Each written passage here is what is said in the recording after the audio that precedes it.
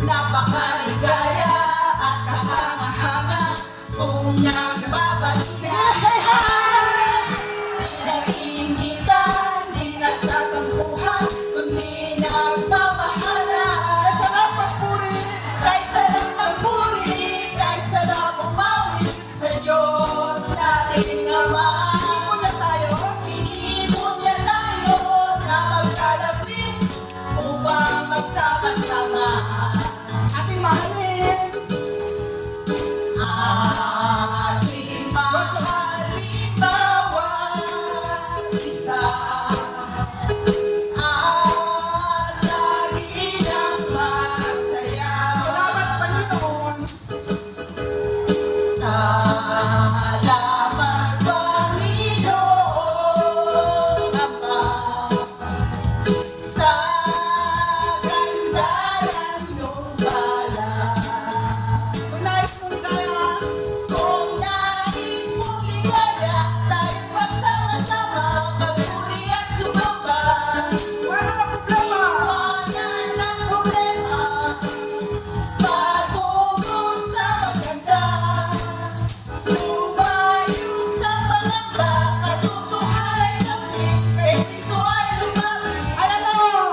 Hanggang patungong langit ay pag-ibig. Come fill my world. Come fill my world. Come fill my world. Come fill my love. Come take my hand and walk with me. Come fill my world. Come fill my world. Come fill my love. Come fill my love. Come take my hand and walk with me. Ating mahalin bawat isa. Laging masaya. At laging ang masaya.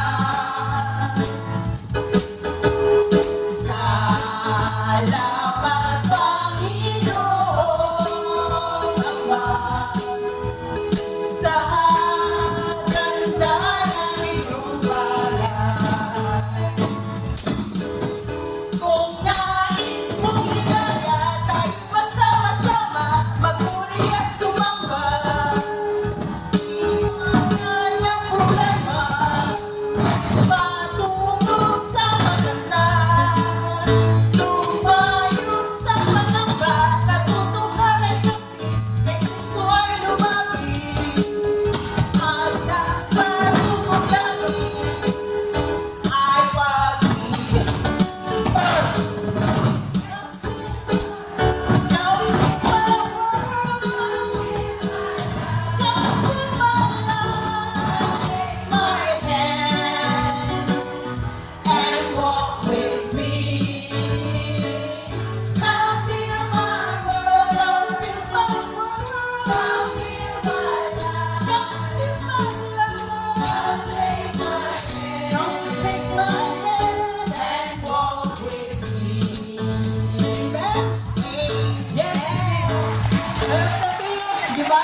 Masarap pag tayo laging sama-sama, di po ba? Lalo-lalo na pag tayo ay nasa Panginoon. Amen? So as we come together, let us continue to worship the Lord. Let us continue to give thanks to the Lord for all the wonderful things that He has done in our lives. Amen? Let us turn it up to the Lord. All our concerns, especially sa mga gagawin natin sa araw na ito. Amen? Okay, come on. Keep, clap, clap, clap. Come on.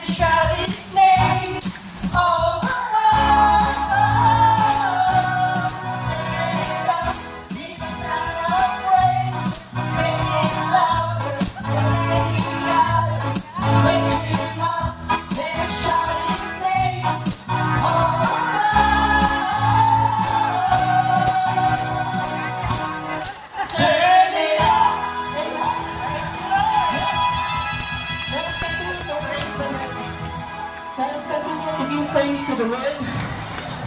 As we have, please still stand up. We're going to have our opening prayer. Please. So let's continue to give thanks to the Lord. Let's continue to worship Him. As we come together, Lord, thank you for being with us. As you have promised, where 2 or 3 gather in your name, you will be in our midst, O God. Lord, we claim and we believe that you are here with us right now. As we come before you, Lord, words is not enough to give you thanks for all the things that you have done in our lives. Thank you, Lord, for being with us. Thank you for the provisions. Thank you for the guidance. As well as, oh Lord, thank you for giving us this place. Lord, you want to bless your name. You want to exalt your name. You want to magnify your name.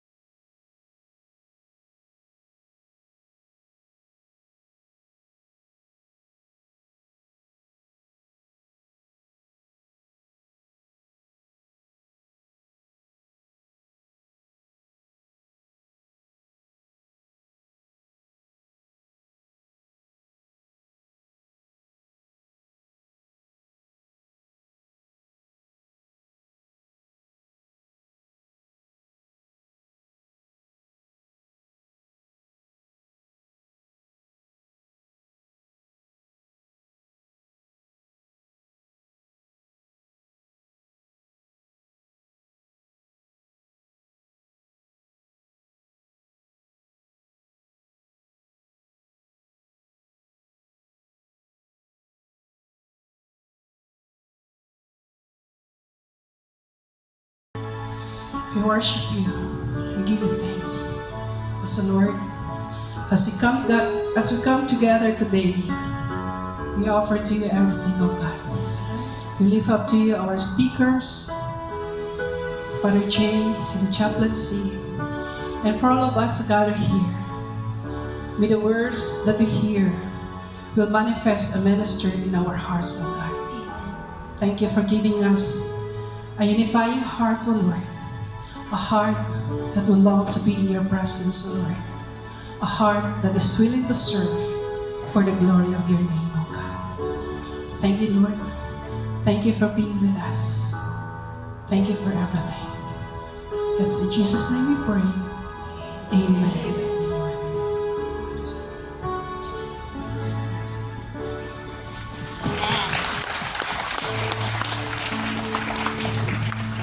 Okay, thank you, Ate San. Lord's Flat, pakipupo na tayo. Thank you, Father. Okay, so our speaker, of course, palagi tayong kasama, Ate Jo Basilio, James Andaya. I'm sure yung mga iba nakalimutan na natin at yung iba gusto tayong mapalalim, no? Yung ating understanding, no, about the liturgical, especially nagsiserve. Maganda na alam natin yung theology, yung meaning, no, ng mga ating especially sa Eucharistic celebration para mas meaningful, mas meaningful yung ating paglilingkod. Alam natin ginagawa natin. Mahirap na mag-serve na hindi natin alam ang gagawin.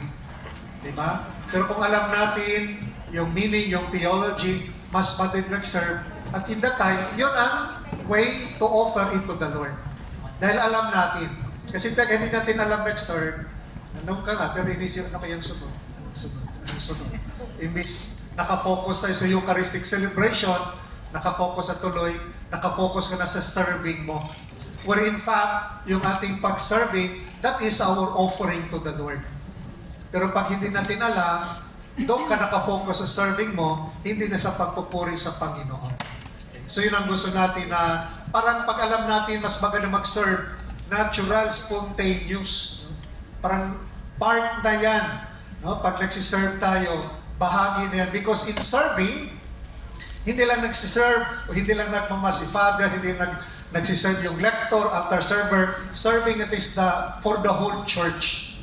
Tayo po ang nagsiserve as one body of Christ.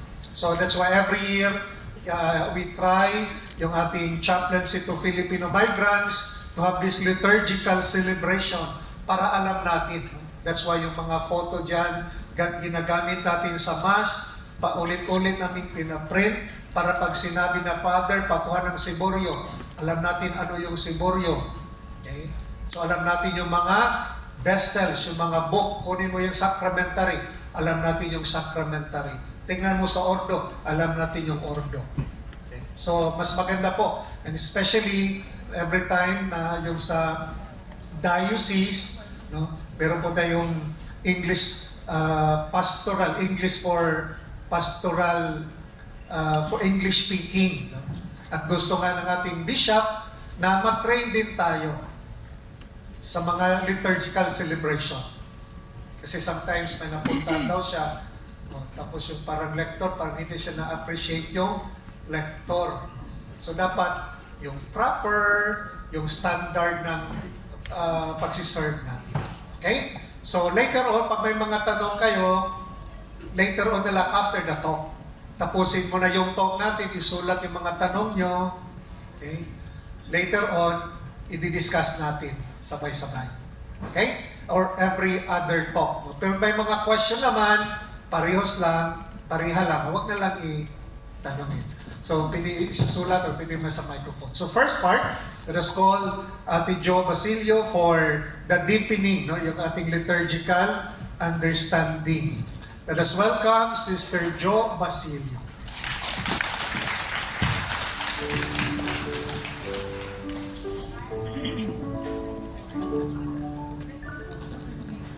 Good afternoon. I know, para tayong may date, every year lang tayo nakikita. Or every year ko lang. Sorry. Technical issues. It's nice to see you again, and it's a full house, praise God. Right? First of all, before I start with my talk, I know I only see you once a year. I haven't been here to this place for a long time, and I was so surprised when I came in, the changes to this place. parang Mama Mary is here, the Sacred Heart of Jesus is there. Thank you very much to the Sacred Heart, to the Holy Family community for doing this. Okay, so let's make a start. Deepening our faith. Sabi nga ni Father, hindi yung ano lang tayo. Our service has to be a relationship. It's not showmanship. Okay? Tapusin na natin yung showmanship. Hindi na yung kung taon-taon tayong bumabalik dito, sa seminar tayo, and yet still, our relationship is still a showmanship with the Lord. We just show up, and then after that, wala na. So, let's look at how we're going to deepen our faith through the knowledge of the liturgy. So, deepening faith through the knowledge of liturgy happens when we stop seeing liturgy as something na ginagawa ng simbahan. But rather, it has to be recognizing that the church way of revealing who God is and who we are in Him. Sino ang Panginoon at sino tayo sa Kanya. That's the only way that we can deepen our relationship, our knowledge of the liturgy. Now, understanding the liturgy is not just about rubrics. Hindi pa pwedeng alam mo lang tumayo, kung kailan luluhod, kung kailan ka magsa-sign of the cross. Hindi enough yon, right? We have to go deeper. It is about entering more consciously into the mystery already unfolding before us. So, hindi lang yung, alam niyo ba kung kailan tatayo or sinasabihan kayo ng commentator kung kailan kayo tatayo? Walang sumasagot. Sinasabihan kayo? Hindi. Naiintindihan niyo naman ba kung bakit kayo tumatayo? O lumuluhod? O nauupo? Naiintindihan niyo, ha? Okay. Baka naman sa gospel, because the commentator said, please be seated, uupo rin kayo. Merong nangyayaring ganon, right? So we have to understand that beyond the rubrics, beyond kung ano yung sinasabi sa atin ng commentator or whatever, we have to understand why we do things the way we do things. So, liturgy is the place of encounter with Christ. Totoo? Yes. So, at Mass, we encounter Jesus through the Scriptures, right? When it is proclaimed. First reading, second reading, Gospel. Jesus acts through the priest. Sabi nga natin, the priest is in persona Christi. Siya ang kinakatawan ng Panginoon. Right? Jesus gives Himself in the Eucharist. When we receive Holy Communion, Jesus is there. And Jesus gathers with us into one body.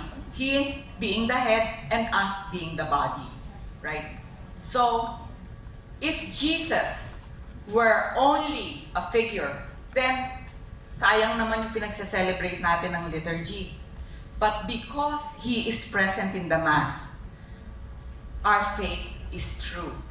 Our faith is merong dahilan, right? Now, para mainganyo natin or para ang community ay mag-guide natin sa prayer, liturgical ministers like us has to have knowledge of this. An understanding of the liturgy with their minds. So we have to study the theology, learning the structure, the symbols, and the meaning, and also experiencing the liturgy with their heart. So kanina nga, hindi ba sabi ko sa inyo, hindi lang action, kailangan inire-reveal ni God who He is and sino tayo sa Kanya. Kaya with the mind, when we learn about God, and through the heart, by growing in Him. If a minister only treats the liturgy as a duty, kunyari kayo, Pumupunta lang kayo kasi kayo ang naka-roster para kay pa, right? Andito lang kayo, showmanship yon. Walang relationship. Kaya kailangan, para maging totoo ang celebration natin, it has to be personal. We have to personally walk the path of prayer so that the Christ, kung sino yung mga kasama natin nagsa-celebrate, Christ in the liturgy, they will meet Christ in the liturgy. Hindi lang yung performance. Okay? Although, of course, sabi nga din natin, performance is good. Kailangan marunong din naman tayo kung ano yung hinihingi ng ating role. Pero hindi lahat performance. Right? Sabi nga ni, Pope Francis was very, he gave an apostolic letter. Ito yon, yung Desideravi. Inano niya yung mga liturgical ministers. Kasi talagang yun yung earnest desire niya na tayong lahat ay mag-grow sa liturgy. So liturgy gives glory to God, not because we can make God more glorious and add anything to His infinite beauty. I don't know if you listen to the preface sa Mass. Meron isang preface doon, sabi niya, our praises does not add glory to God because glorious na siya eh. Yung praises natin para sa atin, hindi para sa Kanya. Ito ay para sa sanctification natin. Kaya kung sa tingin nyo, you praise God because He will be more glorious, no. We praise God so that we will grow in Him. Okay? So what does liturgy do? Ano ginagawa ng liturgy? Ano ginagawa niya? Performance. We come to Mass every Sunday to fulfill an obligation. Ha? Meron nga isang pare, sabi niya, if you are coming to Mass just for an obligation, forget it. Right? Hindi naman niya sinasabing huwag na kayo magsimba. Kaya lang sayang yung pinupunta nyo para umattend ng Mass kasi you don't get anything from it. Right? So what does liturgy do? Pwedeng basa? Kaya niyo bang basahin? So, it glorifies God by opening us to His glory. So, glorifies God. In other words, God doesn't need, hindi ba ito yung sinabi ko sa inyo? He doesn't need our worship to be more beautiful.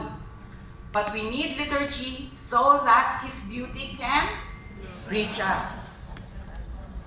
What else? Transform us and shape our lives. Yun ang importante. Maabot niya tayo, mabago niya tayo, at yung buhay natin, ma-shape niya, mahubog niya. So, liturgy glorifies God because it allows His light to shine in us and through us. Okay? So, liturgy, again, doesn't make God any greater. It makes us more capable of receiving and reflecting His greatness. Kaya kung ano natin, yung we glorify God, yes, that is good, that is great. But again, we cannot make Him more glorious by our praises. It is for us so that we can receive and reflect His greatness. Questions so far? Wala. Mamaya tayo magtatanong, ha? So, we need to understand the why behind how liturgy can transform our participation. Sabi ko nga kanina, kung a-attend lang kayo ng Mass para lang may attendance kayo, para sabihin na hindi, nagsimba ako ng Sunday, parang may kulang. So, how can our participation be transformed? The more we understand the meaning of gestures, the prayers, and the more, and the symbols, the more liturgy becomes living encounter rather than a routine. Okay, so umpisahan natin. Gestures and postures. Ano-anong alam niyong gestures and postures during the Mass? Genuflecting. During the Mass, nag-genuflect tayo? Hindi Pag pumasok kayo ng simbahan, doon kayo nag-genuflect, right? In front of the tabernacle. Pero during the Mass, anong ginagawa natin? Kneel, stand, sit, right? So, umpisahan natin isa. Standing. Anong ginagawa ng standing sa atin? Bakit tayo tumatayo? Bakit ka tumatayo during the Mass? Readiness Readiness. Readiness for what? for the coming of Jesus. For the coming of Jesus. Tama rin, pero kailan ka tumatayo during the Mass? Entrance. We start Sa start, right? So readiness. Okay, good. When else do you start or stand during the Mass? the gospel. Gospel, nag-isip ka ng konti, tita. Bakit? So, readiness at saka sa gospel, tumatayo tayo, right? Bakit tayo nakatayo? Respect, honor. So, kailangan iniintindi nyo rin kung ano yung ginagawa nyo. Baka mamaya sabihan kayong commentator, please be seated for the gospel. Upo din naman tayo, no? Oh. Ano pang posture ang ginagawa natin during the Mass? Kneeling. Ano ang ibig sabihin when you kneel? Ano ang ibig sabihin? Bakit ka lumuluhod during the Mass? For preaching and worship. And worship? I mean for praying. Praying. Oh, okay. Who else? Why do you kneel during the Mass? Praying. So we kneel as an act of humility. Di ba? Pag tayo ay humble towards the real presence, kailan tayo lumuluhod? Consecration, right? So during consecration, during the Eucharistic prayer, nakaluhod tayo. Now, tingnan naman natin, symbols. Ano-anong mga symbols during the Mass, ha? Symbols ang nakikita natin. Sign of the cross, okay. Ano pa? Bowing? Hindi, gesture na yun, symbol. So, yung mga symbol, ano?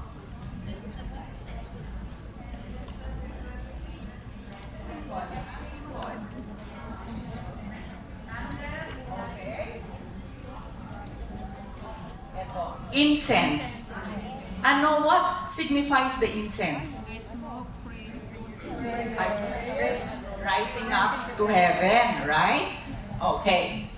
And then, prayer naman. So, meron na tayong gestures, postures, meron na tayong symbol, prayer.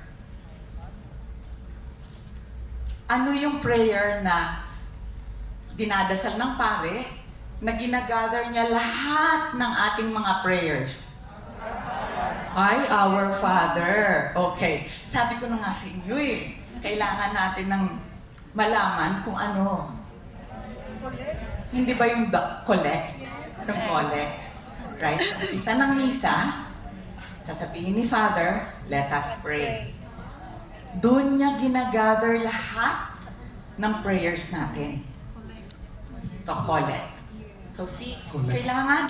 So after the Gloria, di ba, pag Sunday, with the priest will say, let us pray. Tawag doon, collect. So, kino-collect yung prayers natin doon sa pari.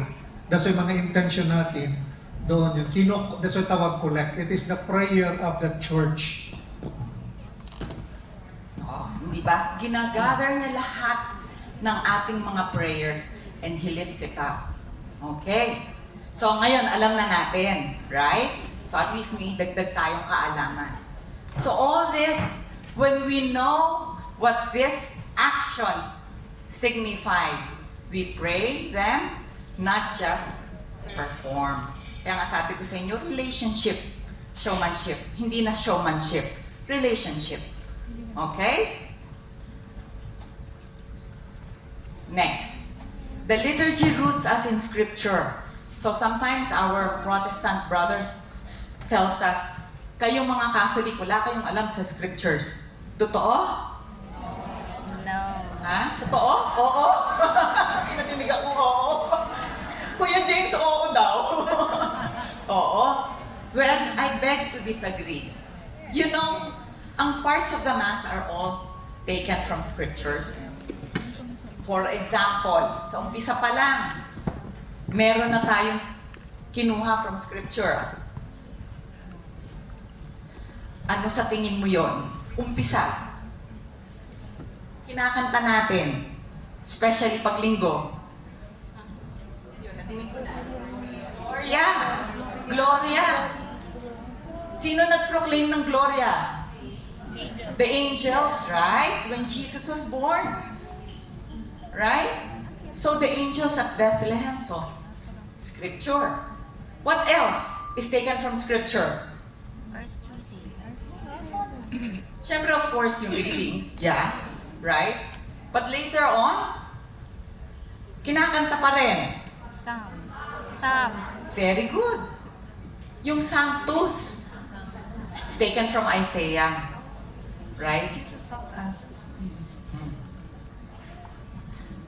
And then the Eucharistic prayers. Ano ba itong Eucharistic prayer na to? Ito yung commemoration yung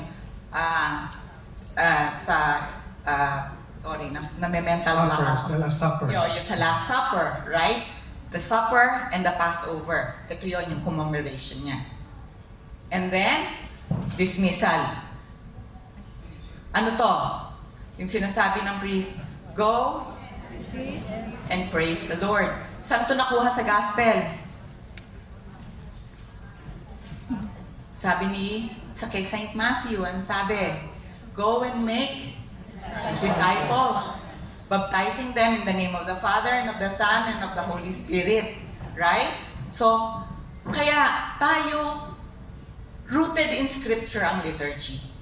Knowledge of these connections makes the liturgy feel like stepping into biblical story. Okay? Kaya pag next time sinabi kayo, wala kayong alam sa Scriptures, hindi. Meron tayong alam. Yun lang. Kaya kailangan makikinig rin kayo sa first, sa second, at saka sa gospel para mas marami ang inyong kaalaman. The Lamb of God also, Tidjo. The Lamb of God is John the Baptist, di ba? Yeah. Oh. So, see? Hindi ko lang Yung sinabi ni John the This is the Lamb of God. Di ba yung kanas natin? Yung Lamb of God. And that was during when? Hindi. Yung kailan sinabi yung This is the Lamb of God ni John the Baptist? Kailan niya yung sinabi? Hindi. During the baptism of Jesus. Yes. Right?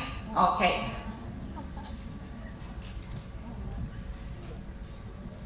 Knowing the liturgy helps us pray with the church and not just in the church.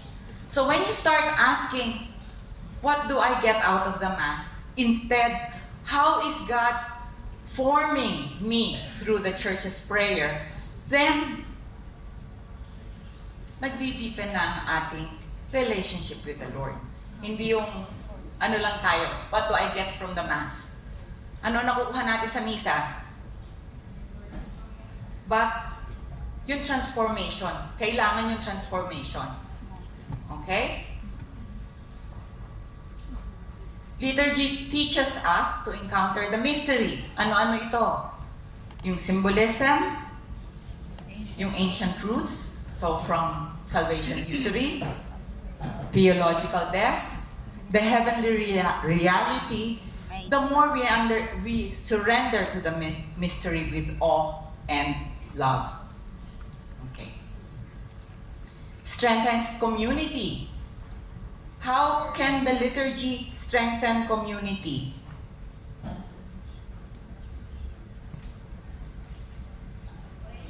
As a parish, di ba?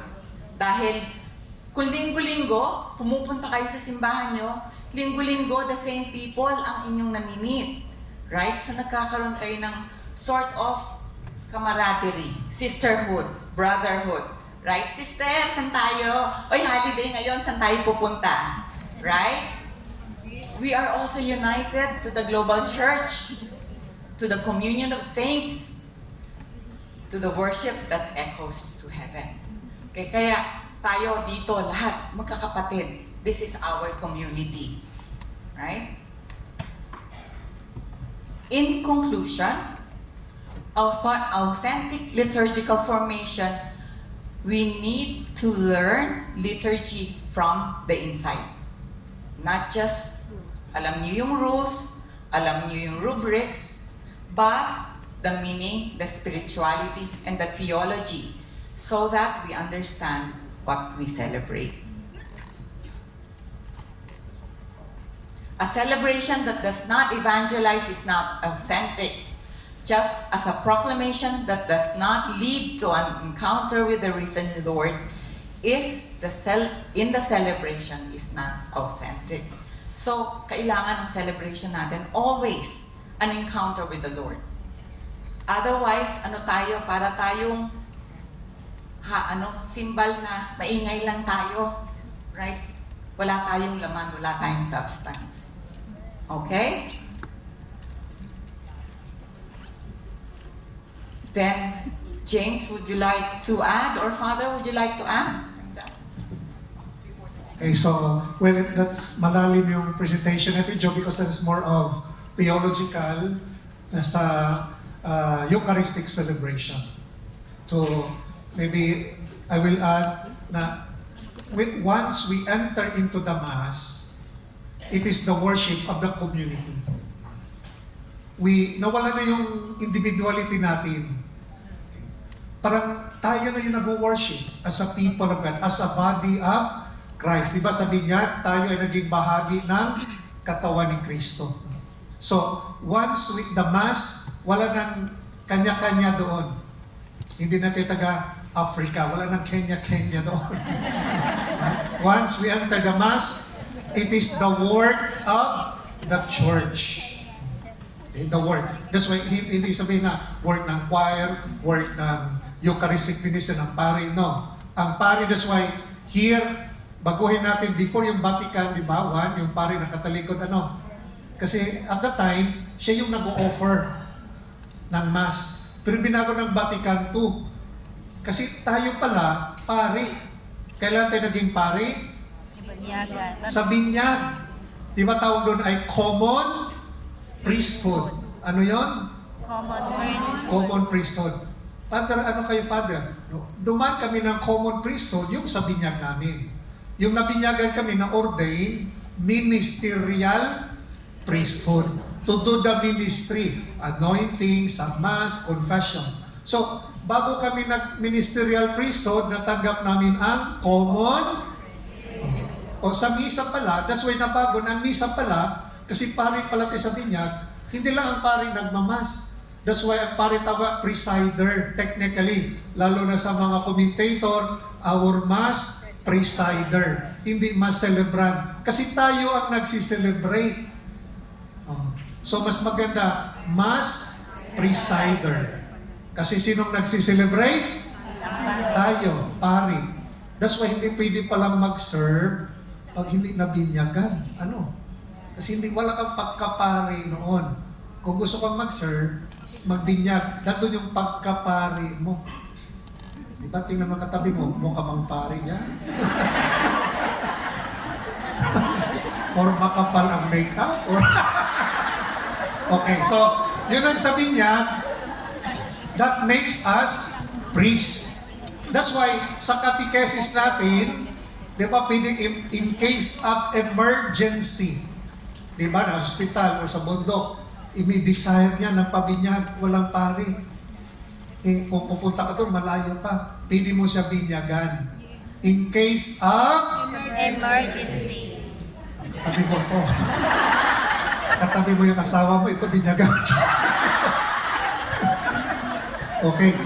So, pero, halimbawa, pag nakasurvive siya, kaya gusto, dadalhin doon. Yun na, parang may record sa simbahan, binyagan siya ng pari for, kasi in case, yun ang baptism by yung desire niya. Pero nandun ka, katoliko ka, pari ka, common priesthood, you can, but in case of emergency. Okay. So, doon lang sa binyag lang yun in-apply. Kung walang pari nagmas, in case of emergency, yun. Oh, talaga. So, doon lang sa binyag. Okay? So, yun ang dagdag doon kay Ate Jo na every time we gather, that is gathering of one body of Christ. That's why, kung napansin nyo nga sa liturgical celebration natin, bago natin tanggapin ang communion, maging isa tayo. Di ba? Nag-peace be with you tayo. Bago natin tanggapin as a body. Tanggap-tanggap ka pero hindi ka naging bahagi sa katawan ni Kristo, may kagalit ka, parang hindi ka ano. Kasi ang tumanggap pa as a body. Di ba? Even sa umpisa. Napansin nyo sa umpisa? Kumpisal ba yun? Father, kumpisa man ako, I confess to Almighty God. Di ba? Hindi na individual yun. As a body, once sa misa tayo, bilang katawan ni Kristo para handa tayo, worthy tayo as a body.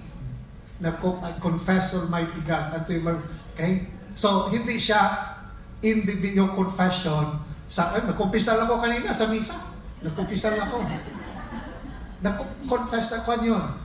To show that we are in solidarity, that we ask contrition para ang celebration natin kaaya-aya sa Panginoon. Para ko maglimutan. You know, pag sometimes yung mga choir, pakisabi dun sa kanila, di ba? Let us pause for a moment, especially sa lector muna, sa lector we pause for a moment and let us acknowledge our sins. Di ba may silence? Hintay mo muna yung pari, I confess. Siya yung mag-intone. Tawag doon, intone. Anong tawag noon? Intone. Siya mag-intone, I confess Almighty God. Yung commentator, siya nang susunod. Hindi siya na, let us pause for a moment. Sabi ng commentator, I confess. Hindi pa nga. Ang pari mag-intone.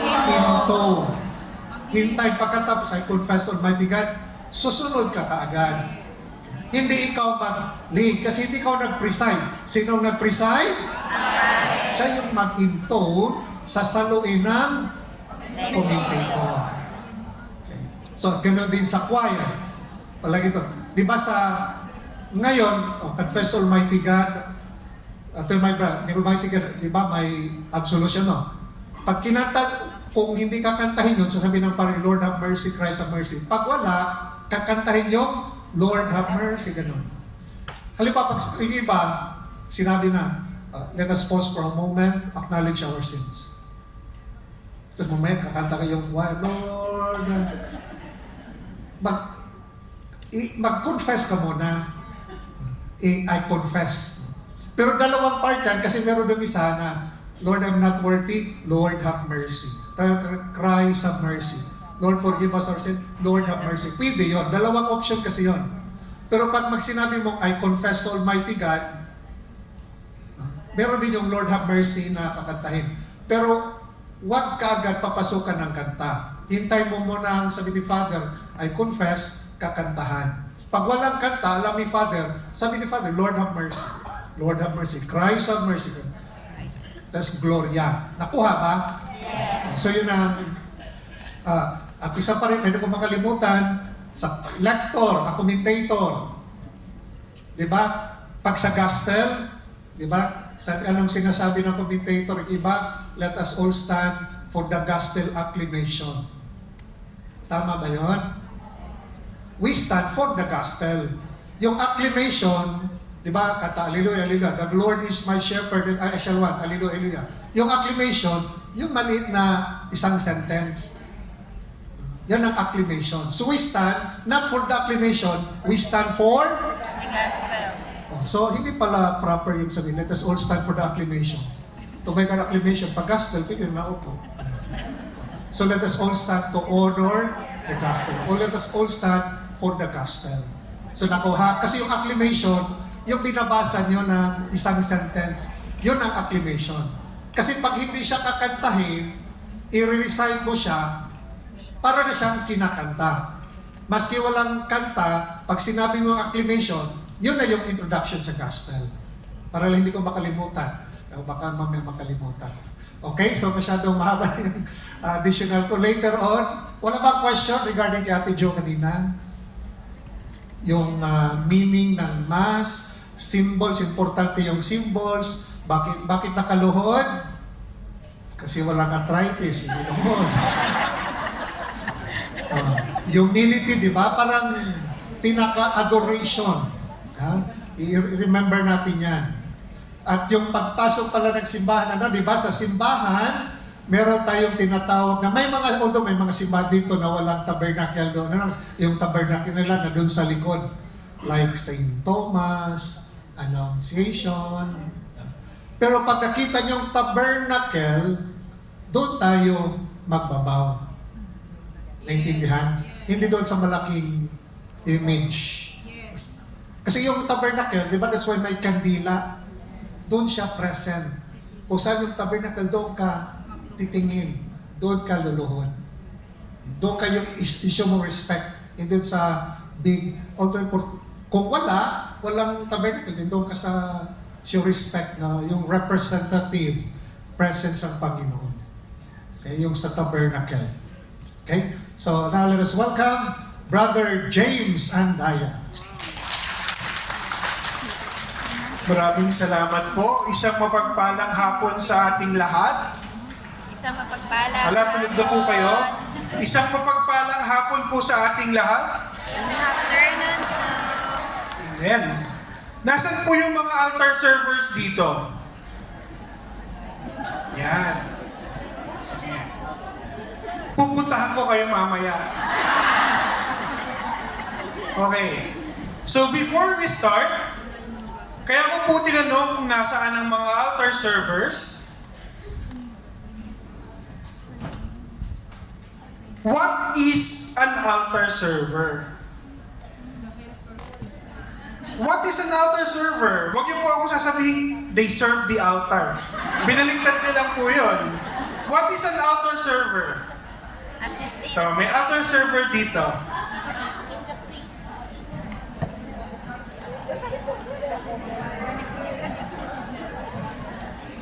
Ano po? Katulong. Assistant for Presbyter. Okay, so we assist the priest. Ano pa? What do we do in the Mass? Preparing the... We prepare the things that we use in the Mass. What else? What else do we do as an altar server?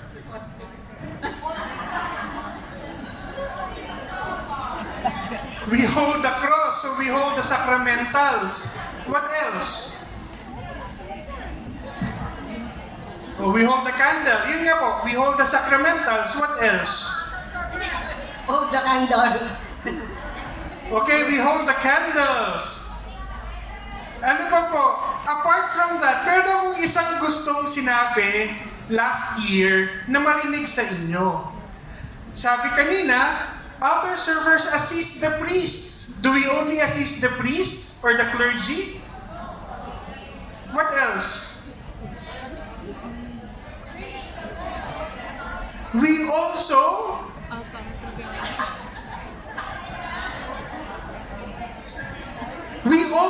assist the congregation to worship.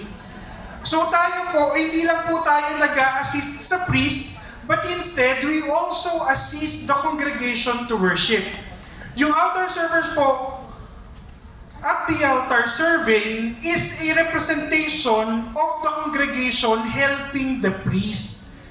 Diba? Kasi hindi naman po pwedeng lahat tayo nasa altar tumutulong sa pare. Diba? Ang mangyayari niyan, ito po yung altar, ito po yung seat ng congregation. Diba? Yung altar server is a representation of the congregation to assist the priest. Like for example, when they hand in the gifts that they receive during the offertory or that we receive during the offertory, parang tinutulungan natin yung, we are the representation of the congregation helping the priest. Okay?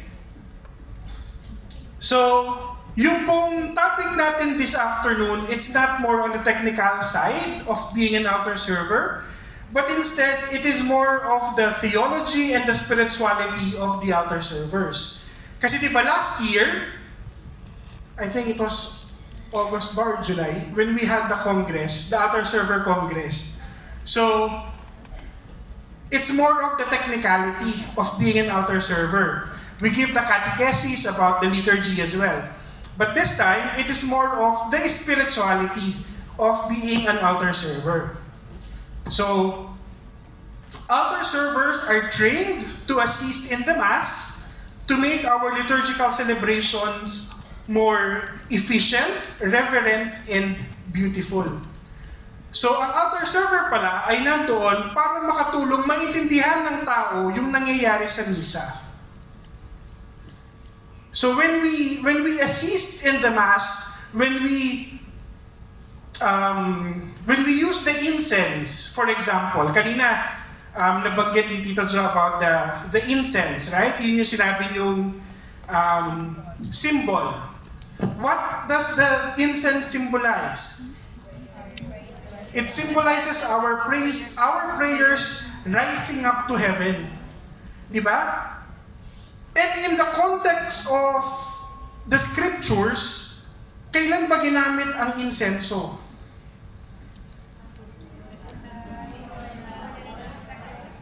Kailan ginamit ang insenso? In the context of the scriptures. Before reading the gospel. Diba? In the Old Testament, meron tayong tinatawag na table of incense wherein they are offering their sacrifices. Diba? What else? Incense. Incense. Before I start the Mass. Punta po sa scripture po tayo, wala po tayo sa misa. Sa scripture, in the Old Testament, it is used in the table of the sacrifice. In the New Testament, kailan po natin narinig yung incense or frankincense? It was offered to Jesus. Okay. So, tayo po as altar servers, we just do not perform, but instead, we embody the spirit of service and devotion. Di ba sabi ni Tita kanina, ni Tito Jo, para tayong symbols na empty, na puro tunog lang, pero walang laman. Right? That's the problem na ibinabato sa atin ng ating mga kapatid mula sa ibang mga religions. We only know the rubrics, we only know the routines that we do, but we do not know the meaning behind the rubrics that we are doing in the Mass. Right? So, sinasabi dyan, they are trained to help at the Mass so that it can be celebrated with grace and reverence. Because how can you serve reverently if you do not even know and understand the things that you are doing in the Mass? Right? Why do you hold a lighted candle? Why do you hold the cross? Why do you swing the incense, the turibol? Diba? If we know those things, then yung service natin gives more meaning to it.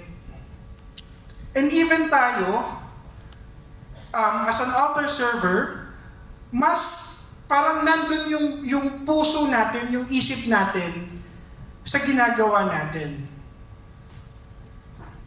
Next, it says, God invites generous and helpful people to serve at Mass so that it can be a reverent and prayerful celebration for all who come to worship.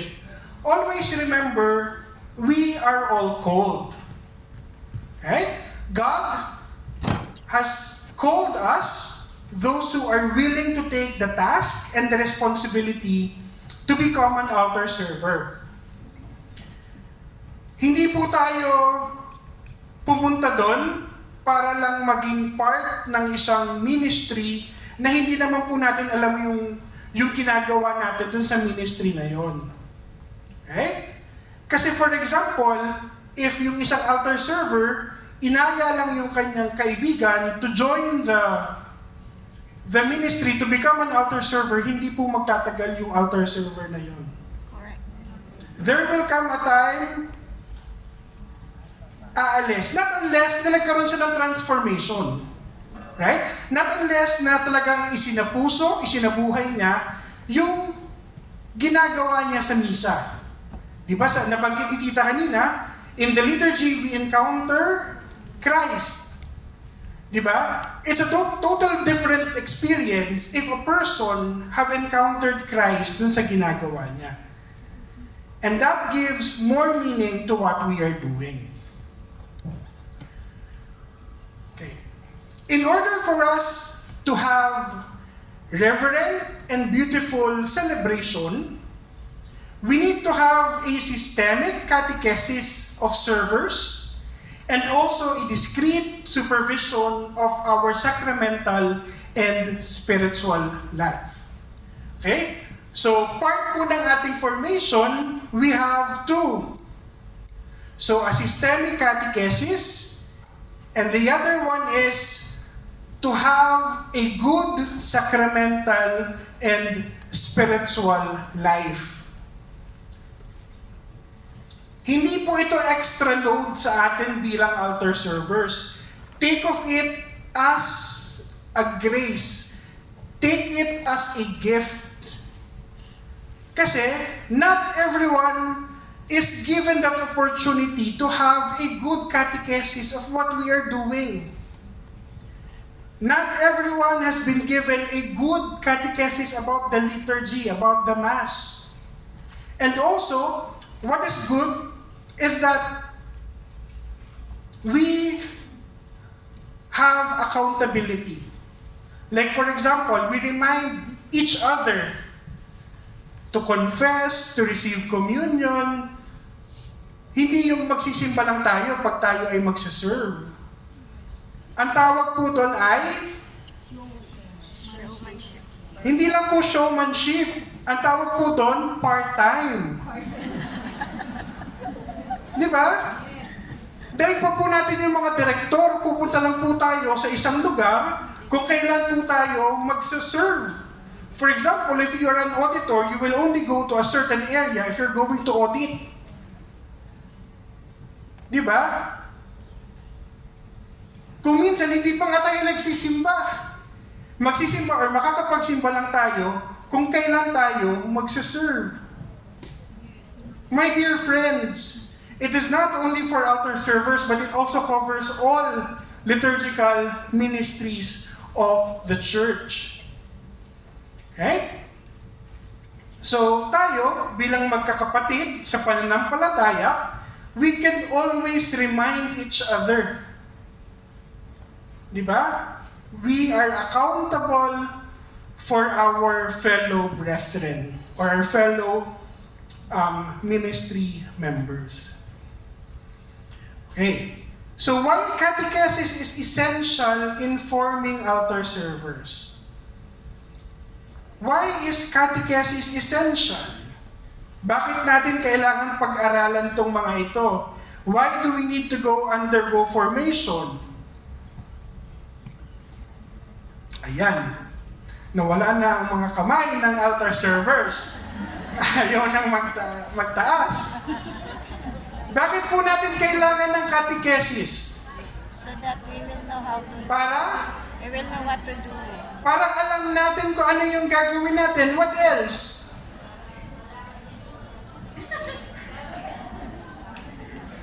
Nako, Heidi! nasa na ang mga altar servers kong minamahal? Alapin na si Father.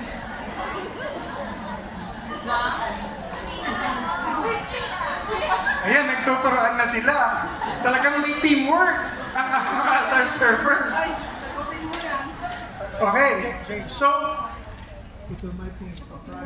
ay may pa-prize si Father, oh. Sa altar servers.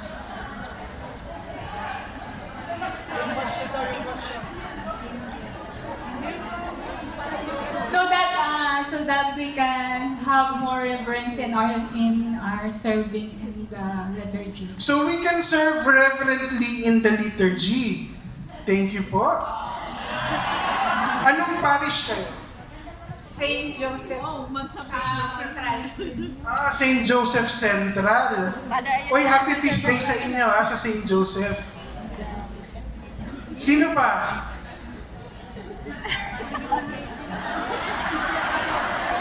Ngayon kayo nagtaas kung merong regalo. Ano ba naman yan?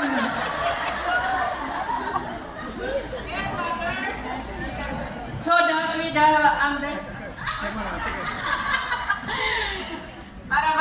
Para maging smooth ang in the whole mass. Kaya magkaroon tayo ng catechesis or kaalaman bilang isang altar server.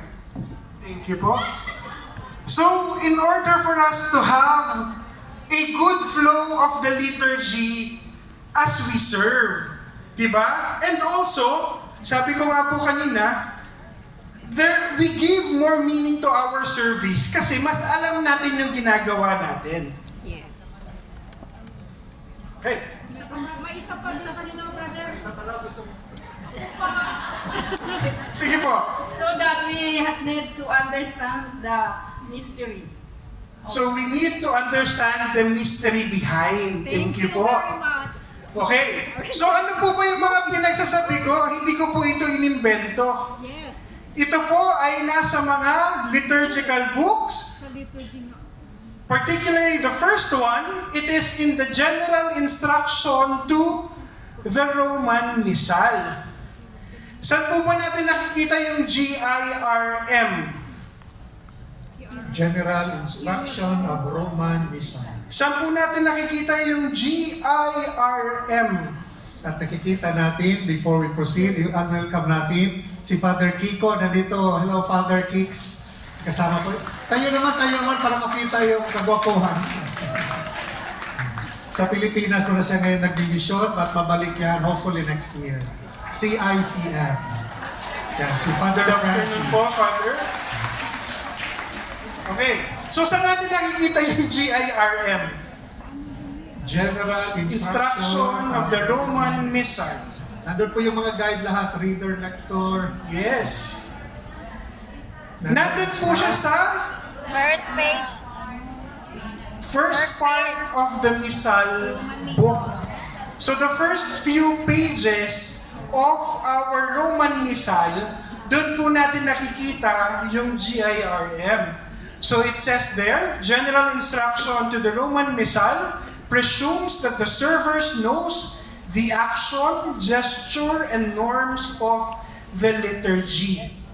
So, nilagay ko po dyan yung mga certain paragraphs ng GIRM, pero I think it's also in your liturgical booklet. Next. This is from the Code of Canon Law.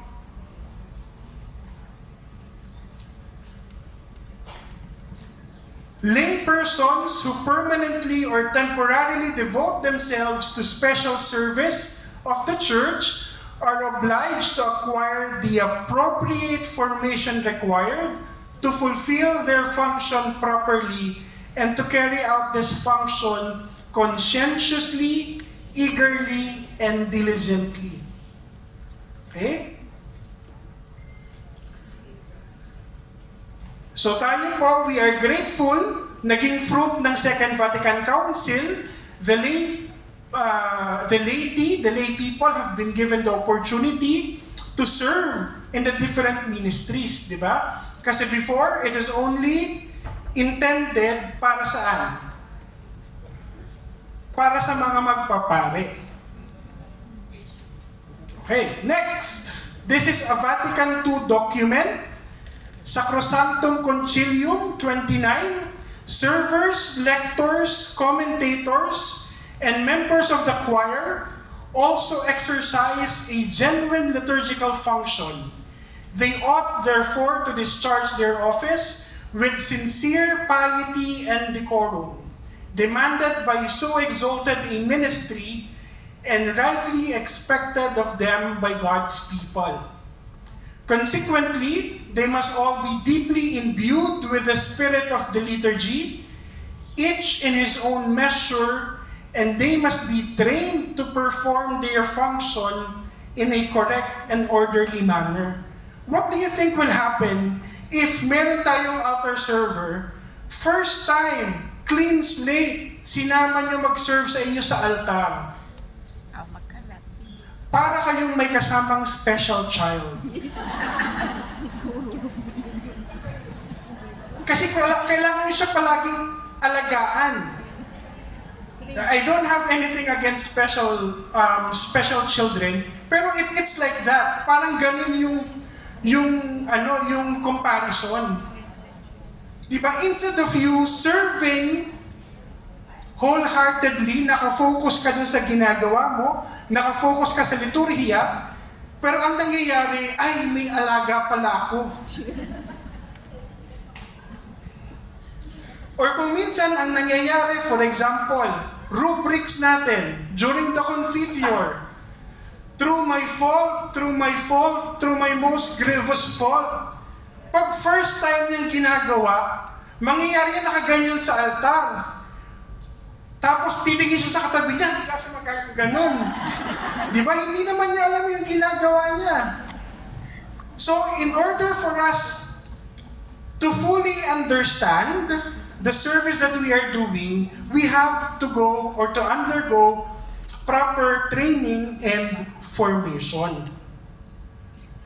And also, let us bear in mind na yung ginagawa po natin, it is not a mere task. It is not just a responsibility, but it is truly a liturgical vocation. Okay, ulitin ko po yung ginagawa po natin, kung isasabuhay po natin yung ginagawa natin, kung isinasa puso po natin yung service natin, it's not just a mere task, it's not just a mere responsibility, but instead, it is truly a liturgical vocation. Okay, this is from Pope John Paul II. So this is the anniversary of Sacrosanctum Concilium. I just forgot how many years. It's Spiritus et Sponsa, paragraph 12. It says there, those who exercise ministries in the liturgy must be carefully trained and well disposed. So it doesn't only cover the altar servers, but also the rest of the liturgical ministries of the church. Okay. Ito po yung sinabi ko kanina.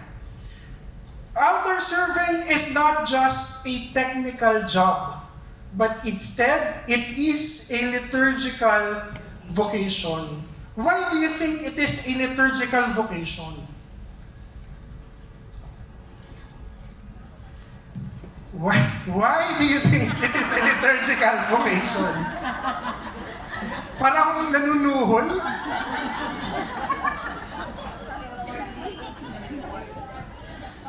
Wild guess. Ayun po, may nagtaas ng kamay sa likodan. Why do you think it is a liturgical vocation?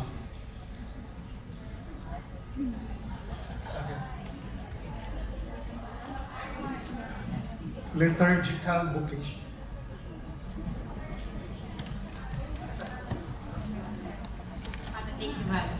It's a desire, an intention to serve. It is our desire and our intention to serve. Thank you po. Pabigay po. Okay.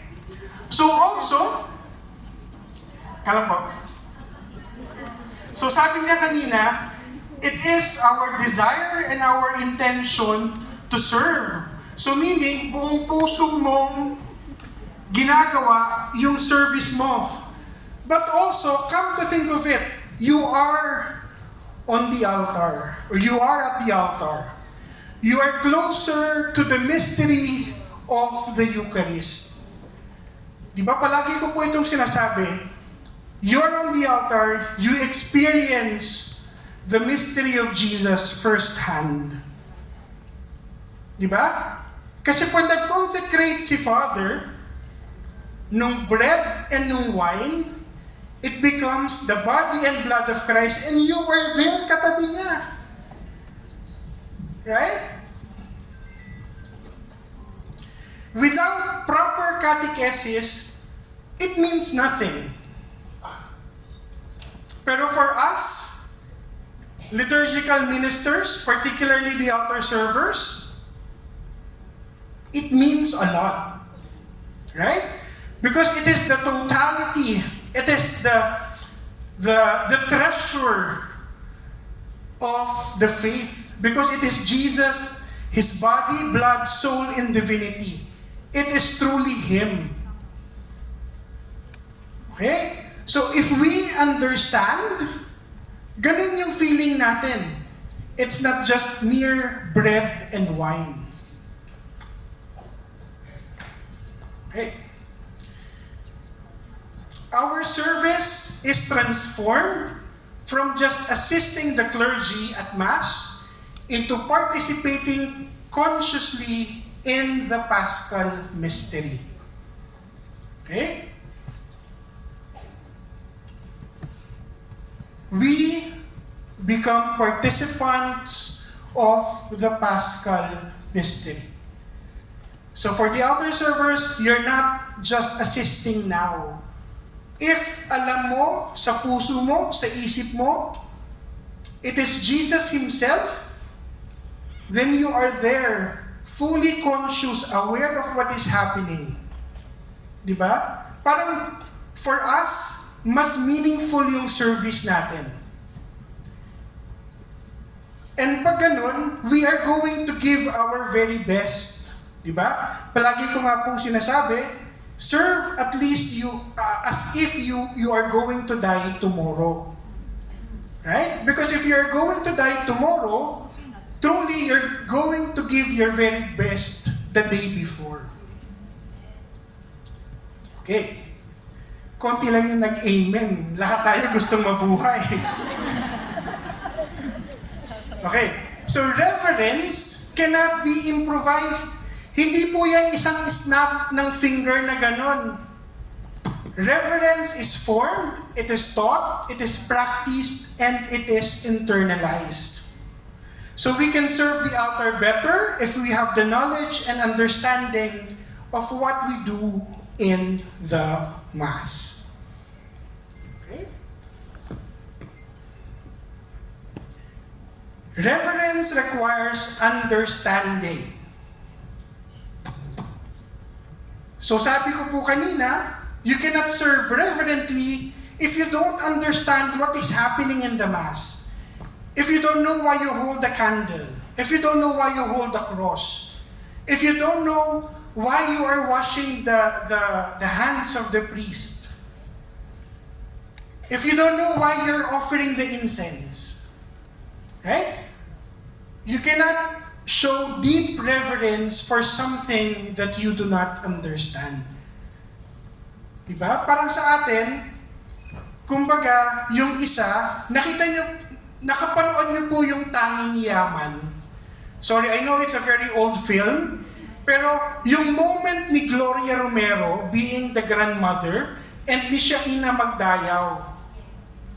Diba? Si Gloria Romero nakaluhod, she is truly, like herself has been parang focus on what is happening. Si Shaina Magdayaw, nakatingin lang sa lola niya. So parang ganun yung nangyayari, ganun yung comparison. If we don't understand what we are doing, yung isa na totally understands, nandoon presently, wholeheartedly, physical, mental, emotional, nandoon, spiritual, na nakatingin lang yung hindi niya alam yung ginagawa niya. Okay?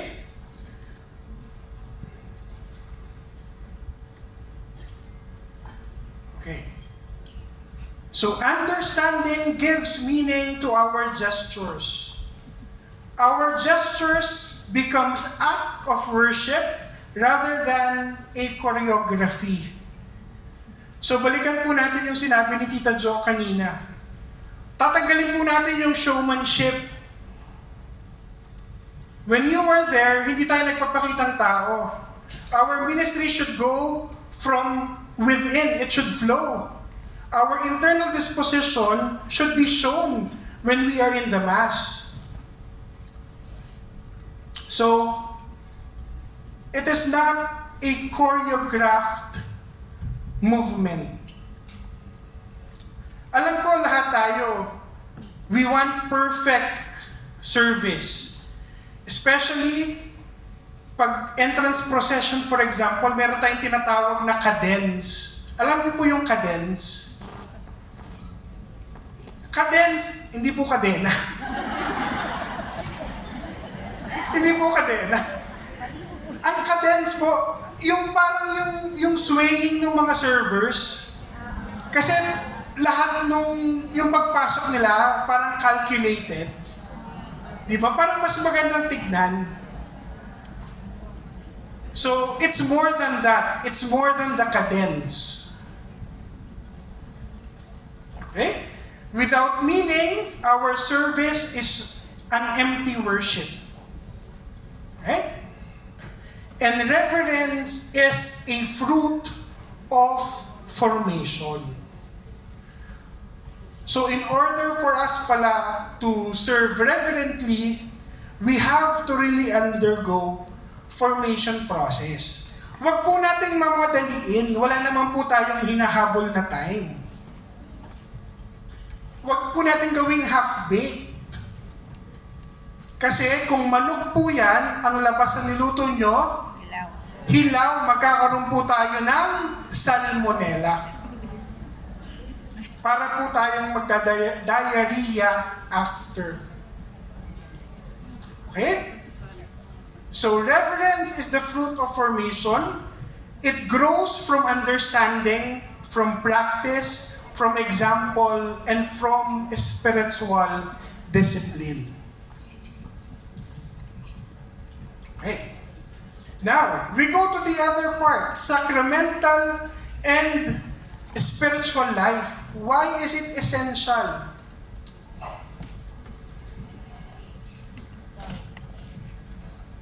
Why do you think it is essential? Even though you are not serving in the Mass, but attending in the Mass, receiving the sacraments, hearing confession, why do you think it helps?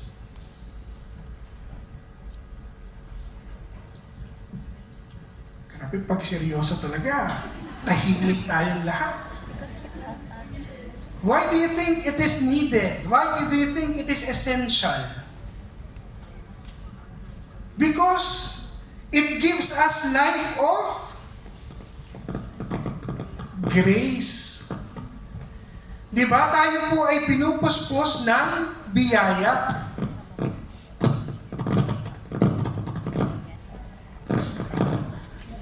Okay. Next. The Eucharist is the heart of the ministry. So the Eucharist is the heart of the ministry. The Eucharist motivates altar servers to serve, transforms their action into declarations of faith rather than mere performances.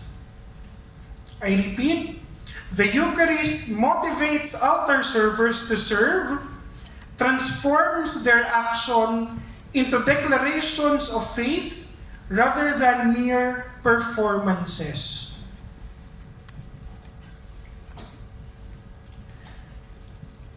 Narinig niyo na po yung term na we cannot give what we don't have? Yes. Parang ganun din po yun. Kung wala po ang grasya, kung empty po yung inyong vessel sa loob, wala po yung ifo-flow palabas. If we don't have that sense of spirituality in us, we cannot serve reverently, there is no sense of vocation, our service becomes more of a duty-bound or obligatory. Okay? nagiging parang obligasyon lang siya instead na bukal sa puso mo na nagsiserve. Okay? Exterior reverence flows from interior disposition. Ito po yung sinabi ko kanina that our ministry flows from within. It's not only for altar servers, but it is applicable to all liturgical ministers. Lectors and commentators, extraordinary ministers of Holy Communion, the ministers of hospitality, the ushers and the greeters, and with the choir. So our ministry flows from within. How we are inside shows in the outside. Kung wala pong laman yung loob natin, wala rin po yang ilalabas.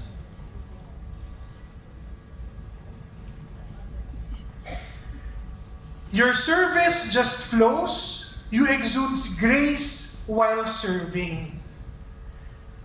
Kung maganda po yung ating background sacramentally and spiritually, and we have a good catechesis, we have a good formation, we can say that our service will just flow. It will be exuded with grace while we serve.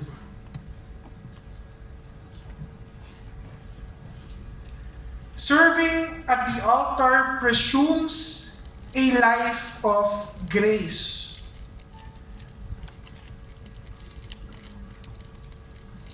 Okay? Why do you think serving at the altar presumes a life of grace? Or why do we need to have a life of grace pag tayo ay nagsiserve?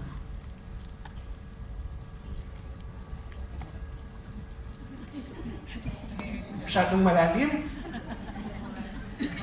Because holy and reverent actions deserves a good heart. Diba?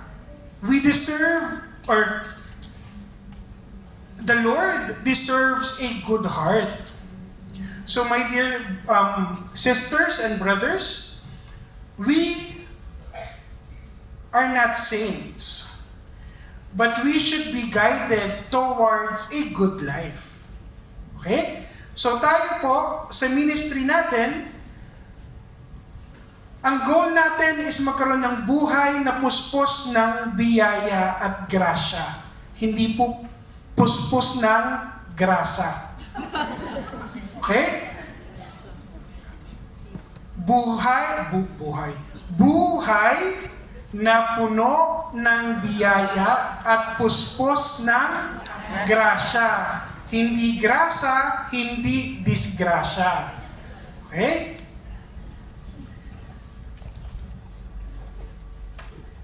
Okay. Let's try to reflect on our role. You are a server. As you assist the priest who leads the worship of the church, you make Catholic worship reverent, efficient, and beautiful.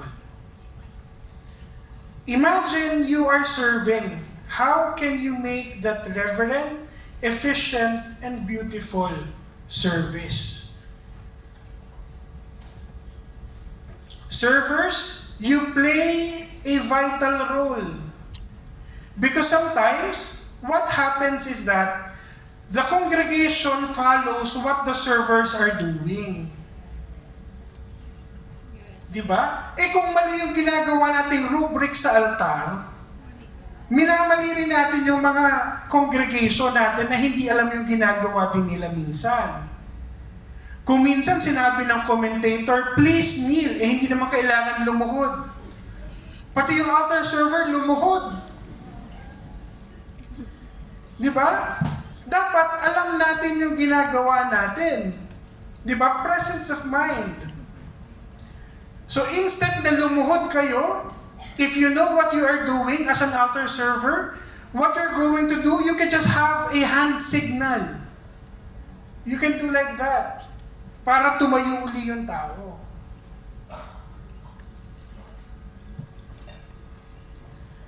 Okay? It is God who moves the heart, inspires the mind, and calls the person into this ministry. ito po yung sinabi ko kanina. You are in this ministry because it is God who called you. Diba? God uses your friend, your local church pastor, or your local church pastoral sister, na mag-invite sa inyo to be part of the ministry, but always remember, God is the one calling us. It is Jesus calling us. Okay? Ayan po.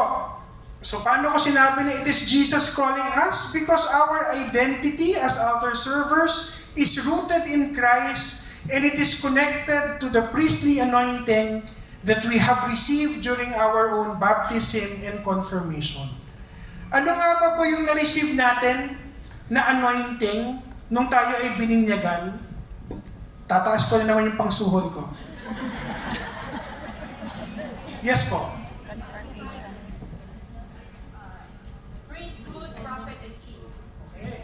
So we receive a priestly, kingly, and prophetic mission.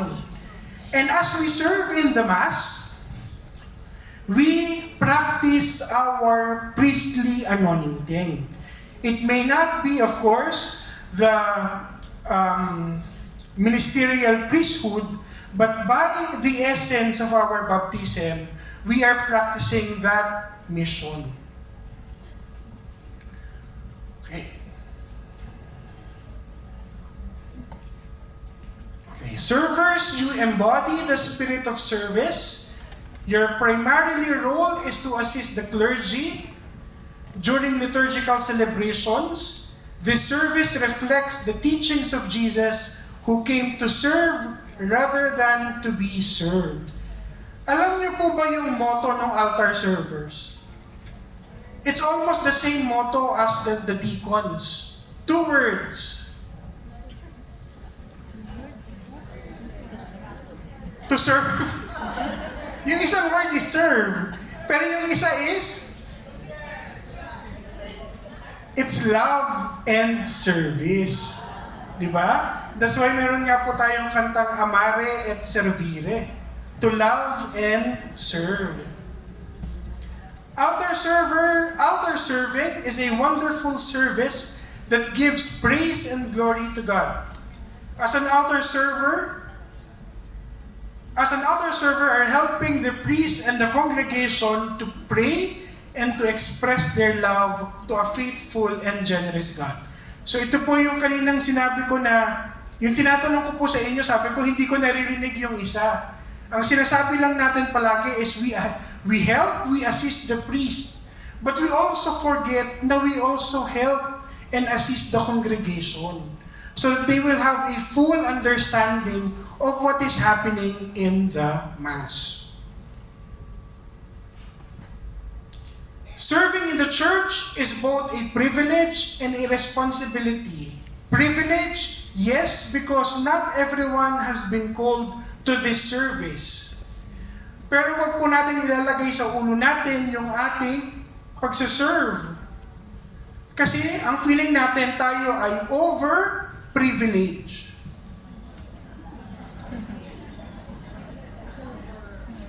Di ba? Kung minsan, pag over-privileged tayo, nawawala na yung responsibility. Ang nangyayari sa atin, yabang, taga-utos, di ba? Ay yes, nako, may nakarelate. May we learn to love the rights of our holy faith and serve the church with joy and reverence. Ito po yung mahalaga. When we serve with joy and with deep reverence or with deep respect. Okay. Ano po ba yung ideals ng altar server? Palagi ko pong pinapaulit-ulit ito. Ano po yung ideals ng altar servers na makikita nyo rin po sa booklet? Ideals of an altar server. 5 po yun. Okay, para hindi na po tayo mahirapan, ayan na po siya. Reverence, discipline, decorum, piety, and teamwork. So we've learned about reverence kanina. Ang dami na po natin nasabi about reverence. So, mag-go forward na po tayo dun sa reverence. Okay. Ito po yung mga example. For example, incensing. Sabi po natin kanina, it symbolizes prayers that rises up to the heavens. It symbolizes purification, and it symbolizes presence of sacred, of the sacred. It can be a sacred person, it can be the images, it can be Jesus in the blessed, present in the Blessed Sacrament. Right? Question. Apart from the priest, why do we also incense the people? So that their prayers will go to the heaven as well?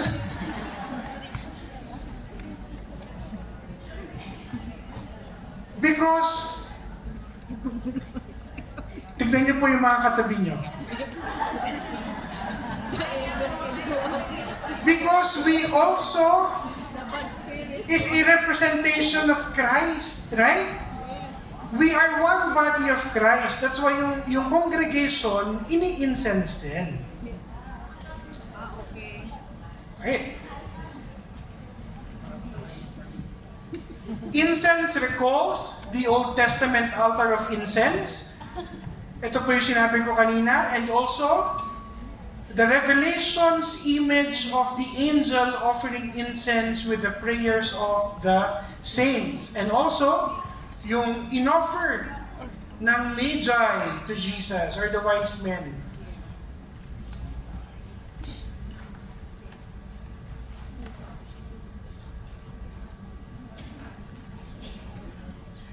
Lighted candles. Lighted candles symbolizes Christ as the light of the world and the joy of the gospel. Right? That's why during the entrance procession, we carry the candles because we carry the light of Christ.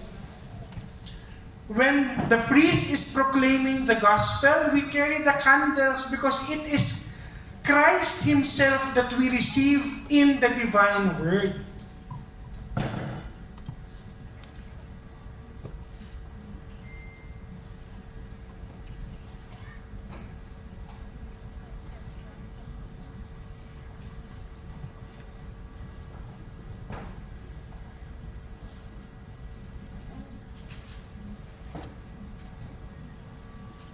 Okay, ringing of the bell. Why do we ring the bell? Wala lang. Why do we ring the bell? Wala lang, trip lang. It is to call the attention of the congregation. Like it is a reminder, it is already happening. The Mass is starting, for example.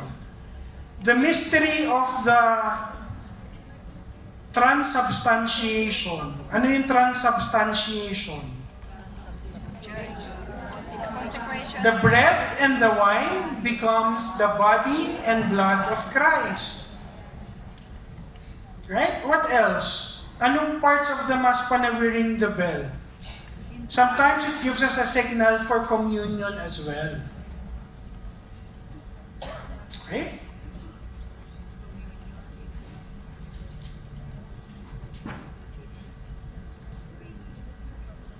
The processional cross. Okay, the processional cross. The cross is a representation of Christ leading His people, His sacrifice, and the church's mission. It is carried at the start of the procession, and the cross is visually leads the community and points every movement of the liturgy back to Christ's Paschal mystery. Kasi di ba in the Mass, we commemorate the what? The Paschal mystery. Hinuhuli ko lang kayo eh. Okay. Genuflection and bowing. Kanina nabanggit po natin yung genuflection. Genuflection and bowing symbolizes humble worship. It symbolizes adoration. It symbolizes respect. We recognize the presence of Christ, the real presence of Christ in the holy sacrament of the altar. So when do we genuflect? Sinabi ni Father kanina yan. Ayan si Father. When we enter the church and the tabernacle is present, di ba? We genuflect. We genuflect. Yung right knee, ibababa po natin like that. That's genuflection. Okay? Pag during the Mass, ayoko pong makakakita ng altar server na genuflect ng genuflect. We don't do genuflect within the Mass. We only do a profound bow as a symbol of our, or to signify our respect. Okay? Kasi meron ako isang parish na napuntahan, ganito ang ginagawa nila. Pupunta sa altar, pagkaabot sa pare,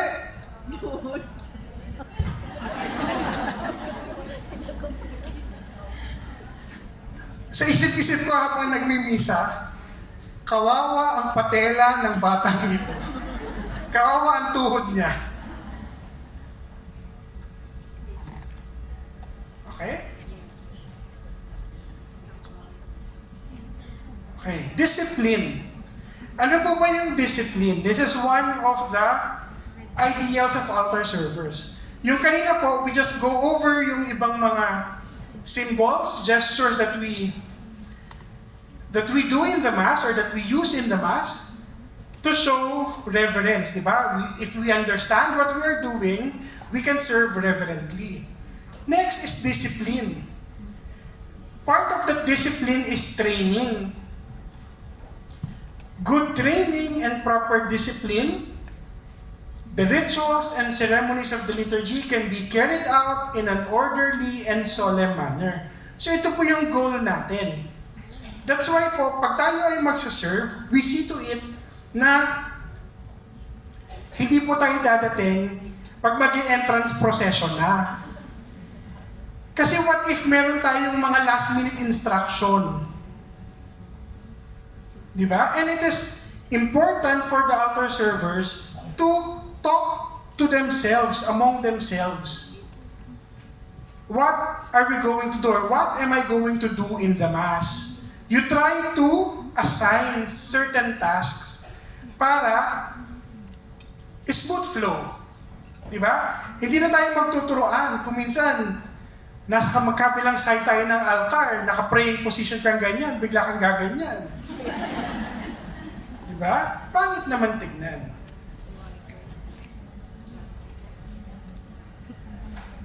Okay? Discipline also involves obedience. Good servers always follow the rules of the liturgy. They never do their own thing because this disrupts good liturgy. So, paano po natin malalaman na tama po ba yung ginagawa natin? Meron po tayong mga tinatawag na booklets na ceremonial of bishops, for example. Meron tayong GIRM in the Roman Missal. Tapos meron tayong Mass in the Modern Rite. Yung Mass in the Modern Rite and yung bagong version ng Ceremonial of Bishops is actually from Ignatius Press. So, pwede naman po tayo mag-download. Huwag na po tayong bumili ng physical booklet.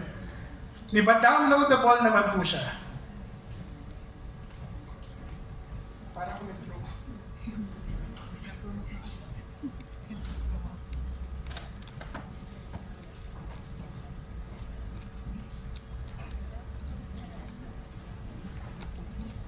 Okay, decorum. Decorum is what is proper. We give sense of dignity to the service that we are doing. Diba? Part of that decorum is, ano yung naririnig natin? Pag noong tayo ay nasa school, when we hear proper decorum, what comes to your mind?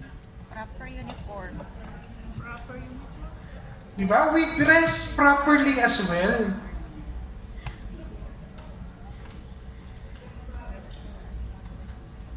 Okay. Good grooming is also included. Huwag naman yung magsiserve tayo para tayo nakakita ng white lady.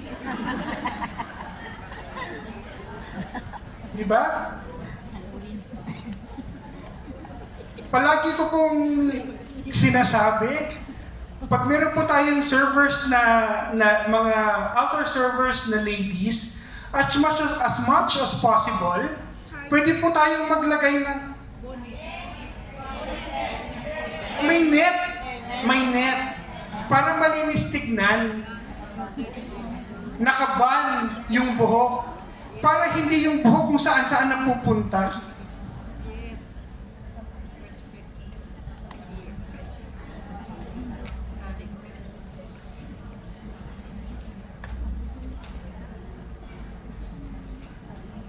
Okay, piety. What is piety? A locality in Laguna. What is piety? Piety Laguna. What is piety? It is the soul or spirit of all our worship. Okay? It is the attitude that directs your whole life toward God. So it is the heart of our worship experience. Okay? It is the soul, it is the heart of our worship experience. Teamwork. Bakit po natin kailangan ng teamwork? You don't serve alone, my dear friends. Meron po tayong servers na kasama. And we always have to understand that we are always part of a larger group. We are part and members of a worshiping community. Okay?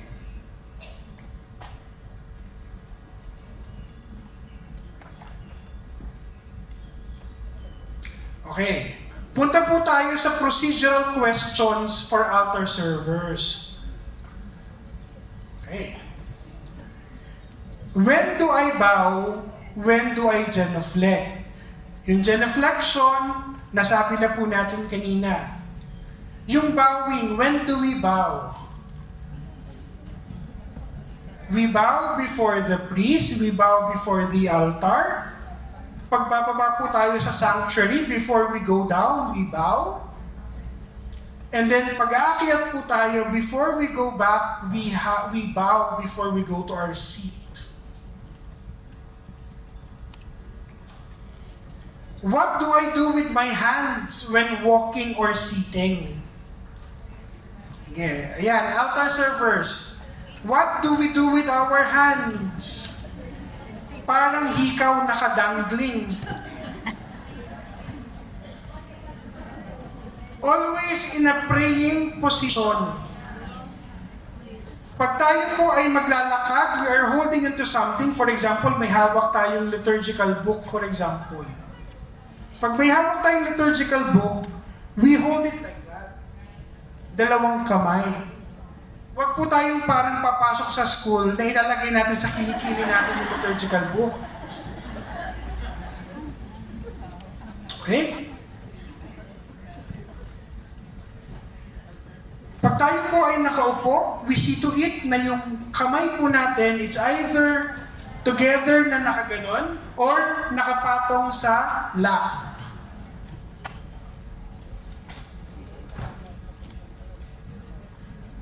How do I hold the Roman Missal or the ceremonial folder correctly?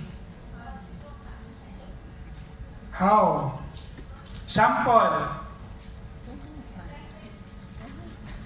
Outer server, sample. Ito si Father. Papakita natin. How do we hold it properly? For altar server? How? Yes. Volunteer. I need volunteer.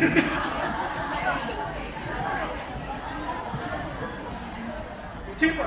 Ay, si Father kanya. Nagmamas na po. Let us pray. Paano po?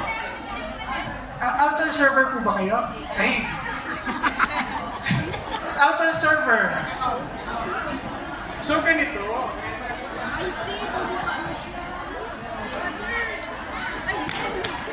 Collect for example. Okay. Tignan niyo po So si Father is reading the collect prayer. So tignan niyo po si Ate Lot. Within reading position, yung hindi mahihirapan yung pare when he reads. Yeah? It has to be level. And then pag hinawakan po natin, huwag po natin hawakan pa ganito. Minsan may nakocoveran tayo. Yung pare, minsan gagano sa inyo. So we hold it sa baba. Okay? Thank you. Thank you, Father. Next. Which side do I stand for the lavabo? Ano ba yung lavabo? Ano yung lavabo? Yung hugasan ng kamay. Baka mamaya nasa isip nyo, kailangan pa ba ng side pag maghuhugas sa lavabo? Yes! Sa left, Father. Okay? Yung may hawak ng bowl, Sa left. nasaan? Nasa right. Yung may hawak ng towel, nasa left. Always remember, the very first action will always be on the right side. Di ba? Kasi nga, ano yung sabi ko palagi, walang altar server na nangangaliwa. We always go to what is right. Di ba? Tandaan niyo po palagi yun ha. The first point of action should always go to what is right. Kasi walang altar server na nangangaliwa. Tandaan niyo po yan ha. It may be a joke but it is a guide. Okay? When exactly do I ring the bell? For the entrance. What else? Consecration. Which part of the consecration? Meron tayong short during the epiclesis wherein the priest invokes the Holy Spirit to bless the bread and the wine to become the body and blood of Christ. And then after that, we have during the consecration part wherein the priest raises the bread and the wine to become the body and blood of Christ. What do I do if I forget a step or drop something? Deadma. Act like no, Act as if nothing happened. Kasi, you will be calling attention pa if magtatawa ka dun sa pagkakamali mo, if gagawin mo, nagiging obvious yung pagkakamali. Di ba? Okay, how should I carry the processional candles? It depends on what kind of processional candles you are using. Kasi di ba meron tayong processional candles na may mahabang stick na nasa taas lang yung small candle. So pag hawak mo yon, you have to hold it like that. Okay?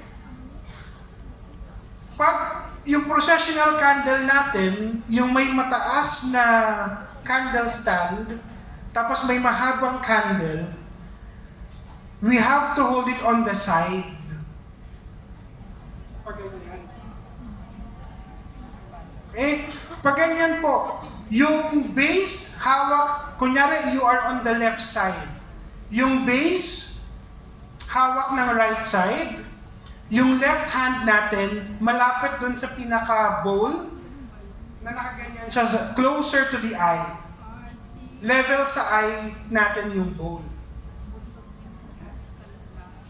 Okay? How early should I arrive? 15 minutes. Okay? As late as possible. Because I live in Shatin, for example. No, we see to it na if we have a duty, especially we are serving for that mass, we need to come early. Yan yung problema ko pag Sunday morning magsaserve. Tapos 7:30 mag-start ang misa. So yun, mga ganon. So we have to adjust. We have to see to it na we will be there at least 30 minutes before the time. Okay, common what if canonical questions. Okay? Ano ba itong mga what if na ito? Number 1, what if I am in a state of sin? What will you do? Oh, alam natin. Because we have good sacramental and spiritual life. We confess.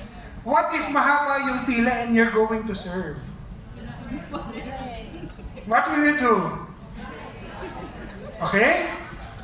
If you are conscious of having committed a serious sin, the church's pastoral practice is to encourage confession and reconciliation before receiving communion and before exercising public liturgical role that witness to the faith. Okay? Of course, hindi naman natin alam yan. Di ba? Hindi naman alam ng mga ka-members mo yan. Pero it is your own disposition. Di ba? Honesty sa sarili mo. Am I worthy to serve in this Mass today? Di ba? No one can tell except you. Di ba? Baka naman itanong mo pa kay AI. Pag chat GPT ka, can I serve? Di ba? It depends on you. Ayan po, sinabi po natin, before receiving communion and before exercising public liturgical role that witness to the faith. Okay? Practical guidance. Okay ha? Hindi ko po ito ini-impose ha? Practical guidance lang. Refrain from serving if you are knowingly living in grave sin without seeking reconciliation.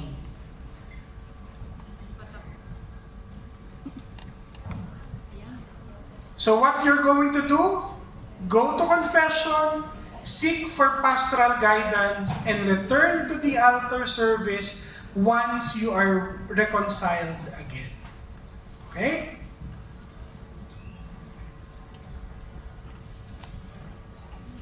What if I am in an irregular marital situation?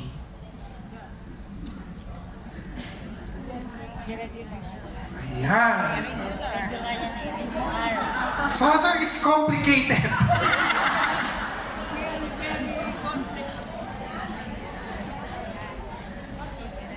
Okay?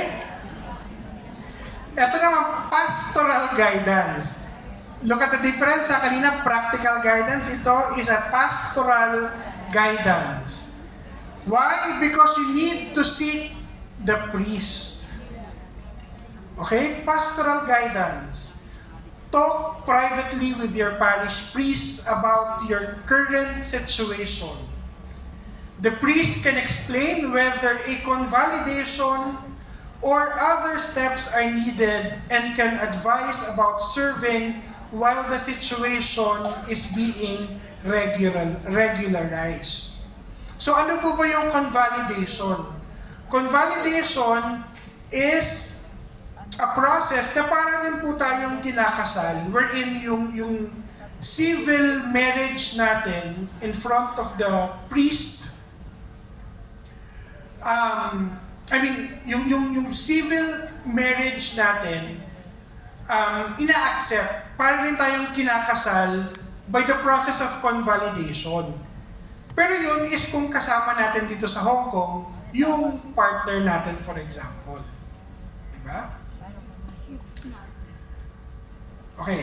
Irregular marital situation is a canonical and pastoral concern because it may indicate an unresolved canonical impediment.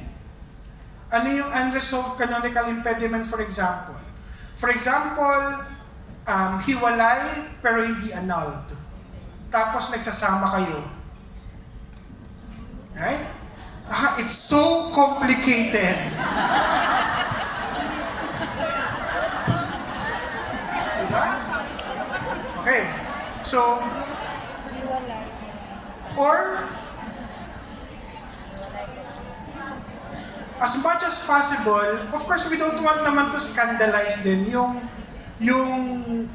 ministry and of course the church if we have something. Walang makakaalam, alam nyo yan sa sarili nyo. So the pastors commonly consider such facts when judging suitability for public liturgical roles.